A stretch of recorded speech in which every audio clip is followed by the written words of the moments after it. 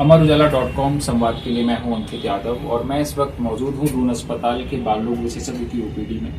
जैसा कि पता है कि इस टाइम सर्दी के मौसम में बच्चों में टॉन्सिलाइटिस की समस्या बढ़ जाती है और यहाँ पे भी देखा जाता है कि कुछ बच्चे आते हैं इस तरह की समस्या लेके और डॉक्टर बताते हैं कि आमतौर पर ये समस्या सर्दियों के मौसम में ही आती है और इसमें बच्चों के गर्दन में सूजन, फिर इसके बाद उनको सांस लेने में दिक्कत आती है। तो इस पर बातचीत करने के लिए हमारे साथ मौजूद हैं बाल रोग विशेषज्ञ दून अस्पताल डॉक्टर गौरव मखीजा जी। तो हम इनसे जानेंगे कि बच्चों में किस तरह की दिक्कतें आती हैं और ऐसे कौन से बैक्टीरियाज हैं जिनकी वजह से ये रोग पैदा होता है बच्चों में। डॉक्टर साहब, पहले तो बहुत बहुत स्वागत है आपका आज की इस बातचीत में। थैंक यू सो मच अंकित, और बहुत ही अभिनंदन है आपका कि आप लोगों को जागरूक कर रहे हैं इन सब चीज़ों के लिए।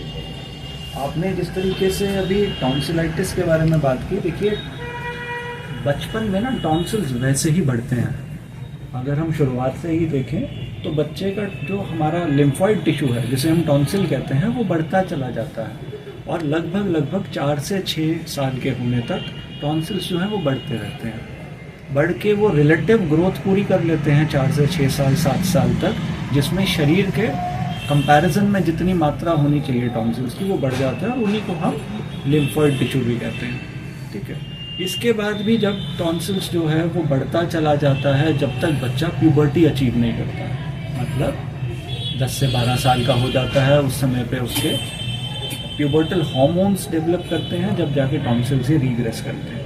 तो ये तो एक फिजियोलॉजिकल टॉन्सिलर या फिजियोलॉजिकल लिम्फॉइड हाइपरप्लेजिया कहलाता है। अब होता क्या है कि जब सर्दी आई, जब मौसम बदला, उस समय पे क्या होता है, बच्चों में ज़्यादातर इन्फेक्शन होने के चांसेस रह जाते हैं। वायरल इन्फेक्शंस, जैसे पिछली बार भी हमने बात की, बहुत सारे वायरल इन्फेक्शंस रहते हैं। अब पहले से टॉन्सिल्स जो हैं वो बड़े हुए हैं, जो फिजियोलॉजिकली बड़े हुए हैं।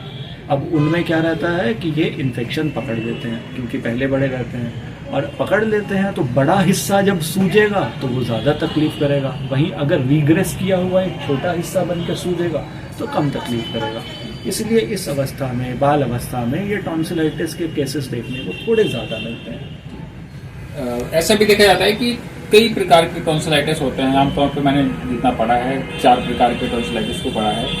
ये क्या होते हैं, इसमें क्या क्या डिफरेंसेस होते हैं और कौन कितना खतरनाक है, इसके बारे में सर थोड़ा सा बताइए हमारे दर्शकों को, तो इसका फायदा भी मिलेगा हमको। देखिए, सही कह रहे हैं आप। लिम्फॉइड टिश्यू जैसे मैंने बात किया, तो हमारा एक टॉन्सिलर रिंग होता है, उसमें जहाँ जगह पे जौन सा लिम्फॉइड टिश्यू होता है उस हिसाब से उस टॉन्सिल का नाम बना दिया जाता है। तो पैलेटाइन टॉन्सिल होते हैं जो पैलेट के पास में होते हैं। फेरेंजियल टॉन्सिल, जिसे एडिनॉइड्स भी बोला गया है, वो बिल्कुल पीछे स्थित है ना। तो डिफरेंट तरीके के डिफरेंट टॉन्सिल्स रहते हैं, बट उनका सबका काम एक ही है। टॉन्सिल का काम यही है कि लिम्फ टिश्यू जो है वो हमारे इन्फेक्शन को खून में से जाते हुए रोक लेता है, और जहाँ पे वो इन्फेक्शन रोक लेता है वहाँ पे वो सूजन होनी शुरू हो जाती है। तो ये टॉन्सिल्स बहुत ज़रूरी हैं। सबसे पहले तो मैं इसके माध्यम से ये बताना चाहूँगा सारे माँ बाप को कि सभी बच्चों में टॉन्सिल्स होते हैं और वो नॉर्मल होते हैं। मैं इसको दोबारा स्ट्रेस करना चाहूँगा कि यदि उन टॉन्सिल्स को बचा सकें, अगर बच्चा ग्रोथ पैरामीटर सही से अचीव कर रहा है, वेट हाइट सब बढ़िया चल रही है, उसको सांस में कोई तकलीफ नहीं हो रही है, तो बार बार सिर्फ टॉन्सिलाइटिस या टॉन्सिल्स हो जाने के कारण प्लीज़ उसे टॉन्सिल्स निकलवाने ना जाएं, क्योंकि ये अपने आप 10 से 12 साल के होने पे जब प्यूबर्टल हार्मोन्स आएंगे तो ये रीग्रेस कर जाएंगे, और जब ये रीग्रेस कर जाएंगे तो ये पुलिसमैन ऑफ इन्फेक्शन की तरह काम करेंगे।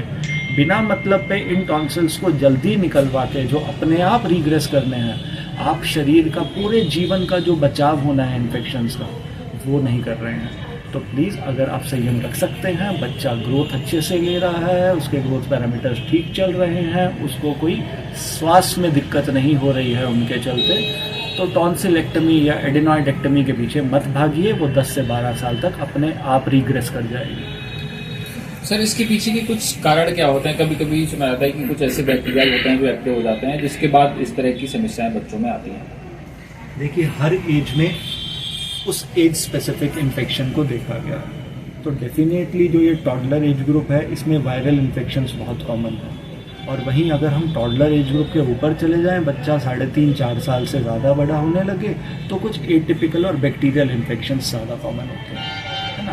फ्लू लाइक इलनेस की जैसे हमने पिछली बार बात की थी, उसमें भी टॉन्सिल्स जो हैं वो जो इनलार्ज हो रहे हैं वो इन्फेक्ट हो सकते हैं और वायरल टॉन्सिलाइटिस कर सकते हैं। वहीं कुछ बैक्टीरियाज जैसे स्ट्रेप्टोकोकस निमोनी हो गया, वो भी एच इन्फ्लुएंजा हो गया, वो भी, ये सारे टॉन्सिल्स को जो है इफेक्ट करते हैं और ज़्यादातर देखा गया है कि इनकी प्रीडिस्पोजिशन 3, 3.5 साल 4 साल से ऊपर होती है। अच्छा, अभिभावकों के मन में एक और जिज्ञासा रहती है कि क्या ये बहुत ज़्यादा खतरनाक हो सकता है? मतलब ये कितना खतरनाक हो सकता है, क्या क्या समस्याएं आ सकती हैं इसमें अगर इसका सही टाइम पे इलाज ना करवाया जाए? देखिए, टॉन्सिल्स डेफिनेटली खतरनाक हो सकते हैं क्योंकि जिन बैक्टीरियाज का मैं नाम ले रहा हूँ 4 साल से ऊपर होने वाले या पहले भी हो सकते हैं, अगर तीव्र इन्फेक्शन हो तो डॉक्टर से ज़रूर मिलें। वो आपको अच्छे से बता पाएंगे कि ये बैक्टीरियल टाइप का टॉन्सिलाइटिस हो रहा है या फिर ये वायरल है। वायरल आमतौर पर देखा गया है सिम्टोमेटिक ट्रीटमेंट कीजिए, कुछ समय 7 से 10 दिन लगता है और बच्चा जो है ठीक होता चला जाता है जैसे जैसे वायरल इन्फेक्शन ठीक होता है। बैक्टीरियल इन्फेक्शन डेफिनेटली खतरनाक हो सकता है ना, वहाँ पे एब्सेस बच सकता है, हो सकता है पस से भर जाए, खून में वो इन्फेक्शन फैल सकता है। तो सही समय पे यदि हम एंटीबायोटिक यूज़ कर लें तो वो आगे फैलता नहीं है, ठीक है। टॉन्सिल्स कुछ इतने भी खतरनाक हो सकते हैं कि उनके अगेंस्ट जो एंटीबॉडी रिएक्शन है वो दिल को या किडनी को भी पकड़ लेता है, ठीक है। तो वहाँ पे सही समय पे उस बैक्टीरियल टॉन्सिलाइटिस को पकड़ना या बैक्टीरियल फेरेंजाइटिस को पकड़ना, गले के इन्फेक्शन को पकड़ना और उसका सही इलाज कर देने से आने वाली संभवतः परेशानियों से डेफिनेटली बचा जा सकता है। तो अपने डॉक्टर को ज़रूर मिलें, ज़रूर दिखाएं, जांचें कि इसमें एंटीबायोटिक की ज़रूरत है या नहीं है। पर हाँ, फिर मैं बोलूँगा, अपने डॉक्टर को ज़रूर मिलें, ज़रूर दिखाएं, जांचें कि इसमें एंटीबायोटिक की ज़रूरत है या नहीं है। पर हाँ, फिर मैं बोलूँगा, बहुत सारे केसेस में एंटीबायोटिक्स का नॉन जुडिशियस यूज़ हो रहा है, उनसे बचें, डॉक्टर से मिलें। जिसमें एंटीबायोटिक की ज़रूरत है प्लीज़ उसी में लीजिए। हर टॉन्सिलाइटिस का इलाज एंटीबायोटिक नहीं है। अच्छा, आखिरी सवाल एक और है मेरा, इसमें एक आयु वर्ग, क्या पर्टिकुलर कोई आयु वर्ग है या हर एज ग्रुप में ये समस्या आ सकती है? देखिए, मैंने फिर से बताया, जो इन्फेक्शंस हैं वो एज स्पेसिफिक होते हैं।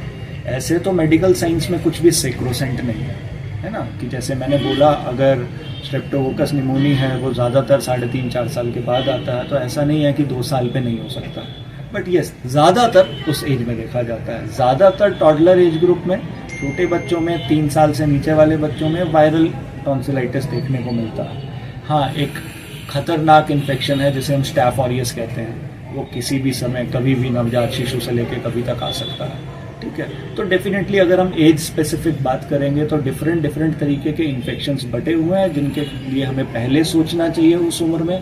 और कुछ क्लूज होते हैं जो डॉक्टर्स पकड़ सकते हैं कि जिसमें हम डिफरेंशिएट कर पाते हैं कि ये बैक्टीरियल है, ये वायरल है, बच्चे की एक्टिविटी कैसी है, बच्चा कितना डल हो रहा है ना, टॉन्सिलाइटिस होते हुए क्या हेलिटोसिस, मुंह में से बहुत गंदी बदबू आने लग रही है, ये सारी चीज़ों को डेफिनेटली कंसिडर किया जाता है। बचाव के उपाय क्या हो सकते हैं इसके, अगर आप सुझाव दें लोगों को?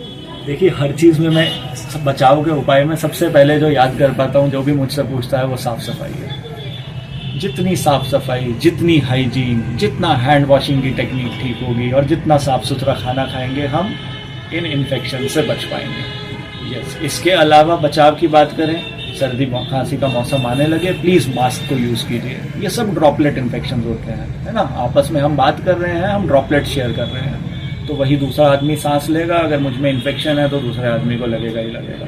अस्पतालों में, स्पेशली क्राउडेड प्लेसेस में, ऐसी जगहों पे जाएं तो प्लीज़ मास्क का यूज़ करें, स्पेशल इन मौसम में पक्का करें। सुन रहे थे डॉक्टर गौरव मखीजा को, उन्होंने बताया कि किस तरीके से टॉन्सिलाइटिस में लोगों को ध्यान रखना चाहिए अपने बच्चों का, और ये हर आयु वर्ग में हो सकता है, तो ऐसे में लोगों को सावधानी बरतने की जरूरत है। बहुत बहुत शुक्रिया सर बातचीत के लिए, थैंक यू सो मच। लोगों को इसका जरूर फायदा मिलेगा, बहुत बहुत शुक्रिया। अमर उजाला जीवांजलि के सारथी की मदद लें और महाकुंभ में स्नान जरूर करें।